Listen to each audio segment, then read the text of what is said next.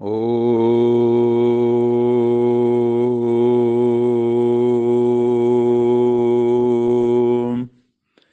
शांति।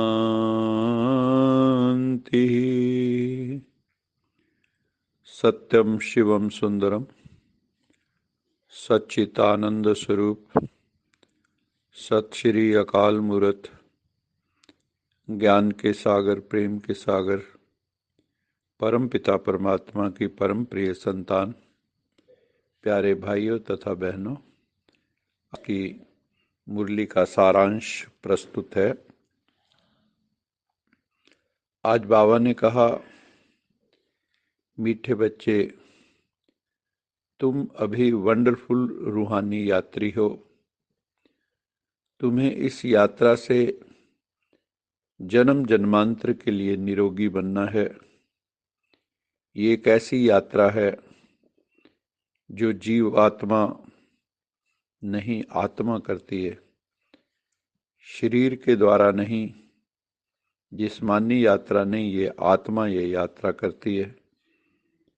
यहाँ पर बैठे हम परम धाम में पहुंच जाते हैं और इस यात्रा से हम हेल्दी वेल्दी हैप्पी बन जाते हैं। तो ये यात्रा बहुत ही वंडरफुल रूहानी यात्रा है। फिर बाबा ने आज कहा कि सतयुग में कौन सी ऐसी चीज है जो काम नहीं आती, जो भक्ति मार्ग में शिव बाबा के काम आती है। वो है दिव्य दृष्टि की चाबी। सिर्फ परम पिता परमात्मा शिव बाबा ही ऐसे हैं जिनके पास दिव्य दृष्टि की चाबी है। वो किसी भी भक्त को उनके इष्ट का साक्षात्कार करा सकते हैं, ज्योतिर्मय स्वरूप का साक्षात्कार करा सकते हैं, देवी देवताओं का साक्षात्कार करा सकते हैं, आत्मा का साक्षात्कार करा सकते हैं। बाबा ने कहा, संगम युग पे और द्वापर कलयुग में इसकी आवश्यकता होती है। सतयुग में तो इस चाबी की जरूरत ही नहीं होती, क्योंकि सभी आत्माएं अपने संपूर्ण स्वरूप में अवस्थित होती हैं। जब भक्ति मार्ग शुरू होता है तो भक्तों को खुश करने के लिए साक्षात्कार कराना पड़ता है। उस समय ये दिव्य दृष्टि की चाबी शिव बाबा के काम आती है। इसलिए भगवान को दिव्य दृष्टि दाता कहा जाता है। गीता में भी दिखाया है कि अर्जुन को कहा, दिव्य ददामि ते चक्षु, हे अर्जुन मैं तुम्हें दिव्य नेत्र देता हूं, अब मेरे वास्तविक स्वरूप को देखो।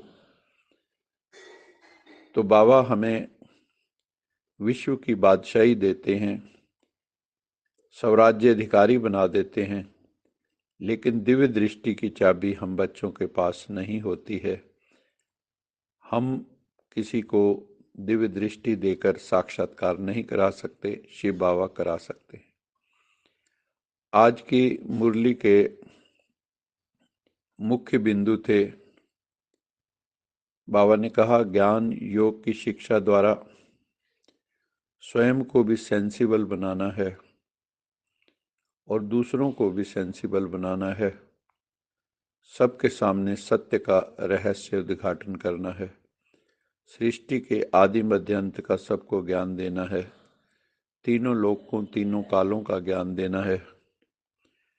और अपनी चलन जो है, चाल चलन आचरण हमारा बहुत रॉयल होना चाहिए। हमारी वाणी बहुत मधुर होनी चाहिए।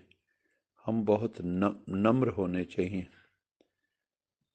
और ऐसी ही चलन, ऐसा ही चाल चलन जब दूसरे देखेंगे कि ये कितने रॉयल और मीठे हैं, तो उनको भी प्रेरणा मिलेगी कि हमें भी ऐसा बनना है। दूसरा, बाबा ने हमें कहा ही है कि बच्चे हर समय अपने को आत्मा समझ मुझे याद करो, देही अभिमानी बनो, सोल कॉन्शियस बनो और रूहानी यात्रा पर रहो। बाबा ने कहा, जो तीर्थ स्थानों पर तीर्थ यात्री जाते हैं यात्रा करने, वो पवित्र रहते हैं, लेकिन जो वहाँ के रहने वाले हैं जो बनारस के रहने वाले हैं, जो हरिद्वार के रहने वाले, वो स्वयं पवित्र नहीं रहते हैं, लेकिन बाहर से जो आत्माएं जाती हैं वो पवित्र रहती हैं। तो तुम्हें पवित्र रहना है, मन से, वाणी से, कर्म से। और बाबा हम आत्माओं को रोज नए नए टॉपिक सुनाते हैं। कभी राजयोग का टॉपिक है, कभी सृष्टि चक्र, कभी सीढ़ी, कभी सुदर्शन चक्र। तो ये एक एक टॉपिक पे हमें विचार सागर मंथन करना चाहिए, क्योंकि जब मंथन करते हैं तो हर चीज स्पष्ट होती है। और उसके ऊपर हमें आपस में विचार सागर मंथन करके चर्चा भी करनी चाहिए, और जो बिंदु निकलते हैं, उससे पॉइंट्स निकलते हैं, उनको जीवन में धारण भी करना चाहिए और अन्य आत्माओं को भी सुनाना चाहिए।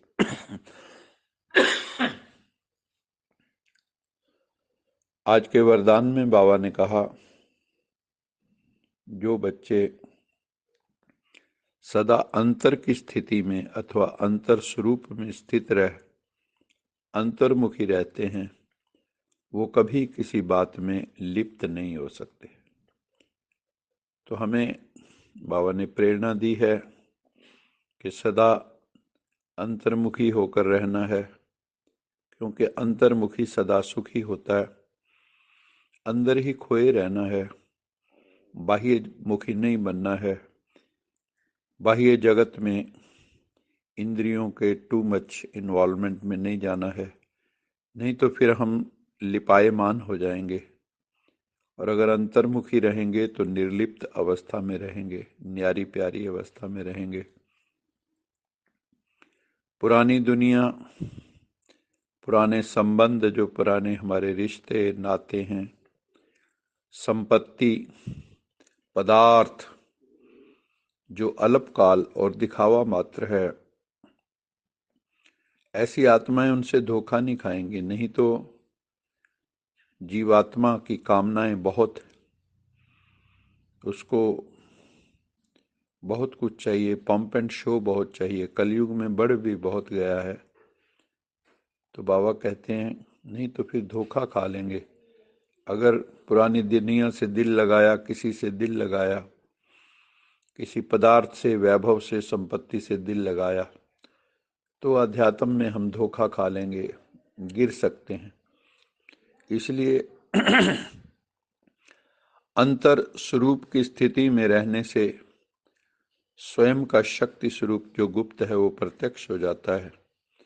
अगर हम खोए रहेंगे भीतर की अवस्था में, अपने आत्म स्वरूप में, स्वाध्याय में खोए रहेंगे, तो हमारा जो शक्ति स्वरूप है वो प्रकट हो जाएगा। जो भी गुप्त है, जो भी गुप्त है, सुषुप्त है, जो भी लेटेंट है, डॉर्मेंट, वो प्रकट रूप में आ जाएगा, हमारा शक्ति रूप।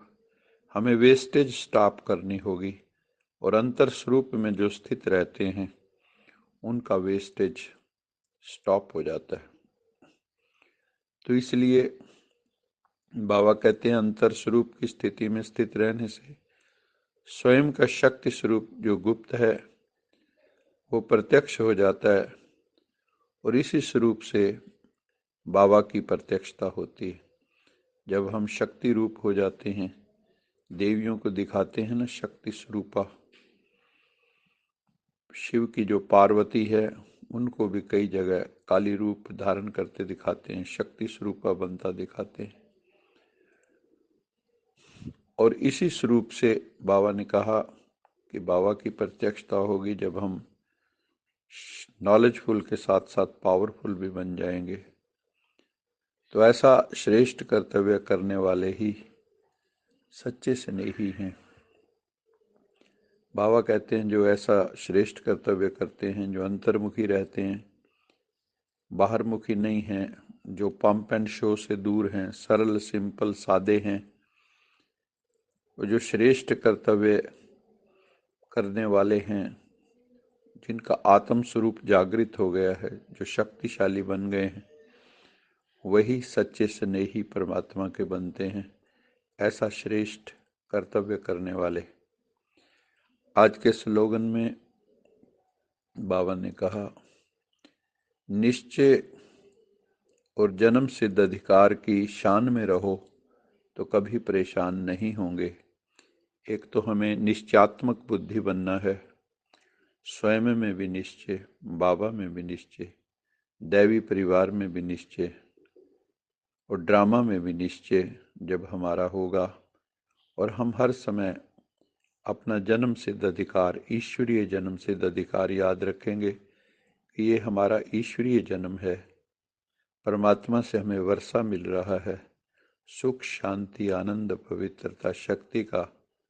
जब हम इस शान में रहेंगे तो कभी हम परेशान नहीं हो सकते।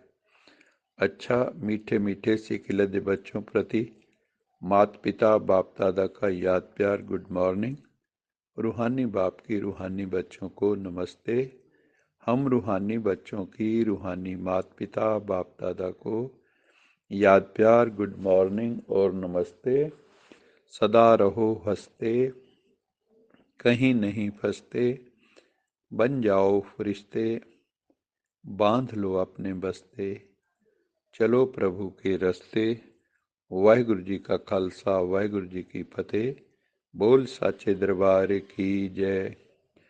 लोका समस्ता सुखिनो भवन्तु, लोका समस्ता सुखिनो भवन्तु, लोका समस्ता सुखिनो भवन्तु। ओम शांति शांति शांति।